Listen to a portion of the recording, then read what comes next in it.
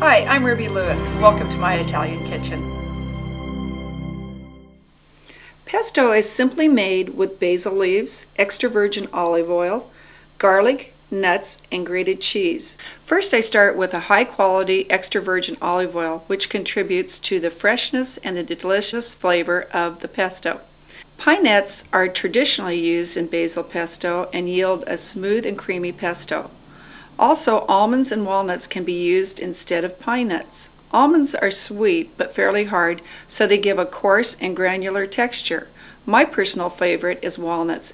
I always toast the nuts as it brings out the flavor of them, and I will toast the nuts with the garlic in a dry skillet on the stovetop. The basil needs to be briefly soaked and washed and then pat dry with a cotton towel or paper towels. All the leaves should be stripped from the stems and placed in a bag. I like to use a rolling pin to bruise the leaves once they've been put into the bags because it allows the basil to release more of its flavor. Toast the nuts and the garlic in a heavy skillet over medium heat. Stir frequently until golden and fragrant. It only takes about 4 minutes. Take the walnuts and the garlic out of the pan and put them into your food processor fitted with the metal blade. Allow them to cool there after you have taken the skin off of the garlic. After they have cooled, then go ahead and put your basil in and enough oil so that it will make a nice smooth product. Then I add a little bit of butter and continue processing, and if I need to add a little more olive oil, I do, until it becomes smooth and has a nice creamy texture to it.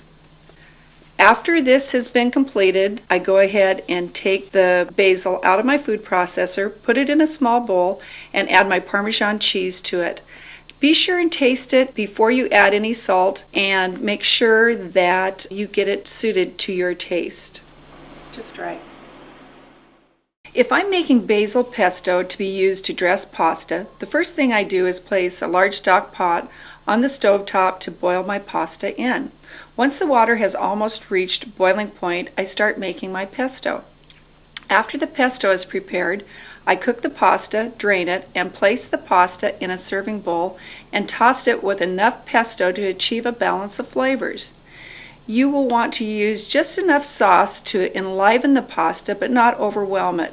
There should never be extra sauce in the bottom of your serving dish after you have served your pasta. If there is, you've used too much sauce. I like to toss my cooked pasta with the pesto in the serving bowl rather than on top of the stovetop in a skillet because the heat can diminish the beautiful color of the pesto. Pesto is one of my favorite pasta sauces. Buon appetito!